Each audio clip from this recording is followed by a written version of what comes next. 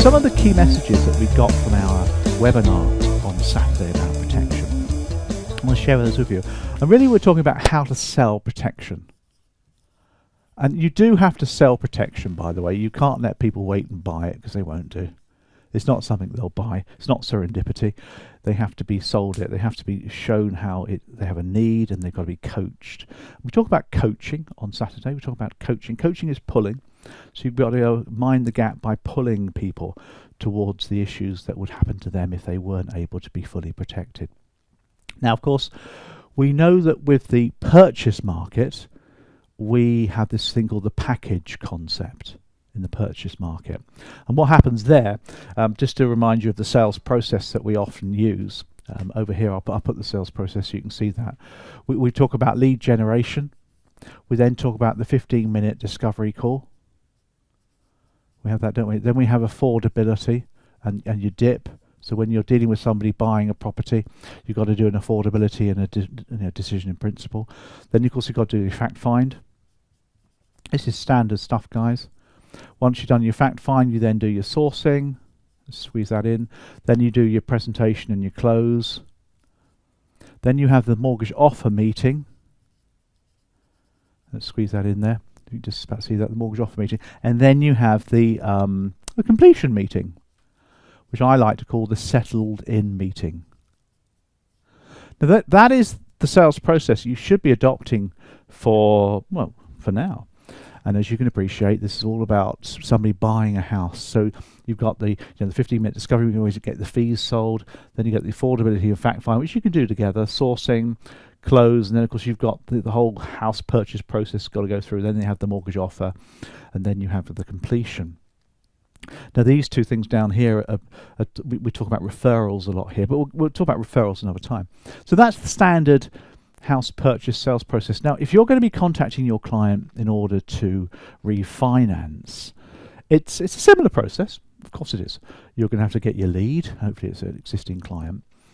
But I want to talk about how we embed protection into this as well. How do we do this? Well, first of all, you've got to get your leads going. So let's just put that over here, Sheree. You've got to get your leads going.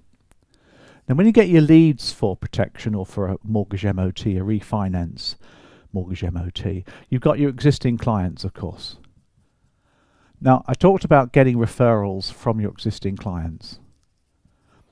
Normally, you've got to see the client first, go through a process, then you've got to get your referral from them. But think about professional referrals as well. So professional referrals. A lot of the professionals, and we talked about this on Saturday, in the mortgage market are also scratching around trying to get some business. They're the estate agents, for example, are tearing their hair out at the moment because there's not a lot of purchase business, and they live or die by fees from selling houses. There will still be people selling, divorces still go through, family breakups, people moving down the ladder, etc. There's still an element of buying and selling going on, but not many first-time buyers active next year.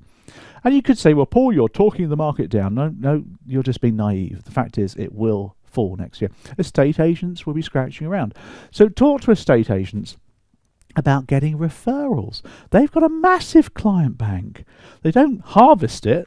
They're terrible at that. They deal with new business all the time. That's estate agents. They're hunters. They hunt for new business. That's what they're about. And I was a estate agent for 4 years. I understand them.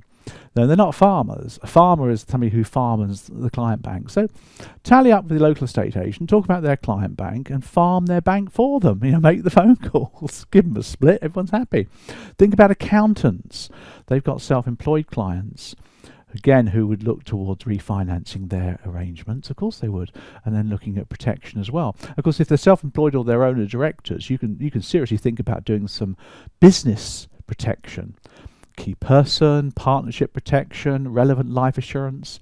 And an accountant is a great person to mully up with. Go and talk to them, buy them dinner or lunch, whatever is the time of day you want to entertain them, and get that going. And lawyers as well, solicitors are the same. Conveyancing teams, they've got client banks coming out their ears. They're not particularly good at farming either, lawyers. In fact, lawyers in general are not particularly good at prospecting. They tend to feel that's a bit below them sometimes, but I'll probably get somebody on social media telling me off for that. But it's true. So you got to think about those leads. Now, once you've got your customer in to see you, or your client, of course, and you're going to be going through this mortgage MOT, you've got to go through the usual stuff. So you've got to do some kind of discovery call. So you've got to give your proposition across. Yeah, you probably don't need to sell a discovery call unless it's a referral, and then you will do. So you've got to be comfortable with your proposition, what that is. Now remember, when you talk about your proposition, make sure that you talk about being a refinance expert, but also a protection expert. Your job is to refinance, get the right financing arrangement for them from the entire marketplace. I've got the whole of market to look at here, and we're independent with our fees, so of course we can look at any lender on the marketplace. We're not reliant on them providing us with commission, which is why we charge a fee. These things all make a difference when you're looking at your proposition as well, and that's really cool. The point there, though, is you've got to talk about being a protection specialist as well. Not only will you organise finance for them, but you've also got to be able to make sure they're fully protected. So bring that up early doors. That's called sowing the seed. So the first, let's put a different colour over here. There's 3 steps to selling protection. Sowing the seed is the first one. You've got to do that. Otherwise, it's all a bit of a surprise. Then you go through all the usual side of the sales process. You've got to do your budget and affordability. Budget would come into it. Obviously, affordability is for the mortgage. Budget affordability for a remortgage as well. Again, think about the whole now. Think about the whole budget. The budget that covers the affordability of the mortgage, but also the protection. And interest rates will be higher. They're going to be higher all next year, by the way. Don't think they won't. Don't think they're going to come down. They're not. Bank of England going to trickle up by 0.5% next week, probably. Up to, what's that, 3.5%, maybe 4% next year, bank base rate. Fixed rates are already priced in with that anyway. They'll stay as they are. Lenders are quite happy with that because they're making good profit margins now. And remember, most lenders report to shareholders, not you. To think about that. And therefore, they're quite happy with high. Rates will be high next year. Well, they're not high. I mean, crikey, it depends what you're comparing it to, of course. If you're comparing it to 1%, they are high. But interest rates are normal. So affordability will be tight for a lot of people. Most people got used to the idea of spending a lot more money on it. So you need to do a really good affordability and budget process for people to make them comfortable with the amount of money they've got to pay for their new mortgage, and the protection side as well. Then you've got to do the fact find. The fact find. Now, we talked about fact finding on Saturday, and it's not a difficult thing to do. Everyone can do fact finds, but they get hard facts. We talked about doing the lifeline for the soft information. It's the soft stuff, because what you're looking to do, of course, is get this gap. We call it the minding the gap. Let's put the second, mind the gap. We call it. Now, I'm off to London tonight. I'll go to Chatham, so I'll be on the tube this evening with all my bags. And there'll be an announcement, mind the gap, ladies and gentlemen, mind the gap. And the gap, of course, is the protection gap. We talk about that a lot, don't we? So the fact find itself will give you the customer's current situation. You need to know what their ideal situation is when it comes to protection, and that's the gap. Now, the current situation, hard facts, great things, of course, you need that. You know what kind of cover they've already got, but soft information, soft facts. You know, their family and how they perceive their family in the next few years, what hobbies and interests they got, what they like to do at weekends. That's the lifeline. And then you mind the gap. Now, once you've got that gap established, you can't just go and tell the customer, you need life assurance. I'm an advisor. I'm advised life assurance.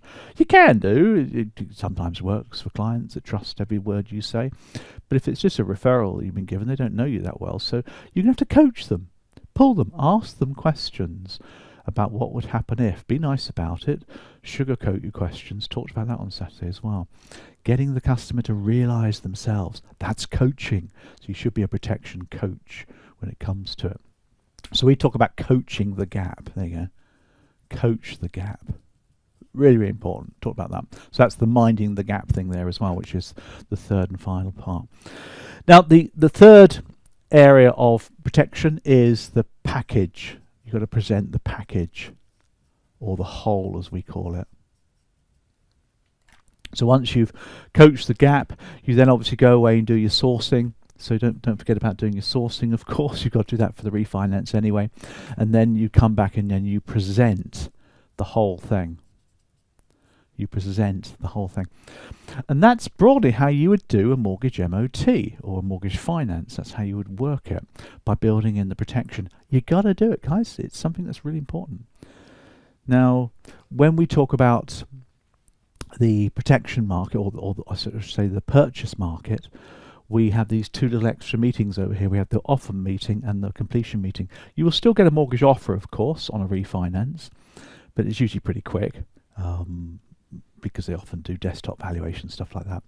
And then you have the completion meeting. You won't have a completion meeting. That's people moving into a new house because they're already in the house, aren't they? A lot of people like to pick up on protection there. So if they're in a busy purchase situation, they'll talk about protection at that point. I'd be very wary of doing that at this stage, because you should really be packaging it all into one. There's no rush, you see, for refinance. There's usually a rush on a purchase, got to get quickly going. And it's a good excuse for brokers not to do protection till later as well. But here you should really be packaging it up if you want to be doing yourself a good deal. So that's what we talked about on Saturday on our protection webinar. Got a copy of that gone on YouTube if you're interested to watch that. It's about 40 minutes or so, and we were keen to get people thinking about protection. A couple of key messages was the coaching of the gap. That was key on that. Have a process. The proposition, how you sow the seeds, really important. You don't want to be surprising people. And the referral system. You've got to get good with referrals. Get yourself a referral management system. Might do a little bit on referral management system before Christmas on a live stream if we get some time. Teach you more about referrals, because you've got to work on that. Your client bank's probably not enough to keep you busy next year. So you've got to get some. You can buy some leads and you can do some marketing if you want to. But bear in mind, everybody else is doing the same thing. And therefore, it's going to be bidding up all the Google AdWords and all the costs of leads and things. Everyone's at it. Even lenders are trying to do it, aren't they? Lenders are trying to refinance all the mortgages themselves. Have you noticed, by the way, that they're trying to do it themselves? They're not using brokers for the refinancing. These are fixed rate mortgages coming to them. They're making it very easy for their customers to go back to them on an app and just click a button and buy a new fixed rate deal. So you've really got to get back to your customers really early before their financing deal comes to an end. You've got to get good at this. Lenders report to shareholders. They don't report to you. Okay, mutual building societies don't so much, do they? But lenders have shareholders or owners or people that want profit. They want margins. They use you, the brokers, because at the moment that's how they like to work. So think about yourself here on that score. So that's how self-protection. That's a few ideas there for you. Going to take a look at the webinar recording.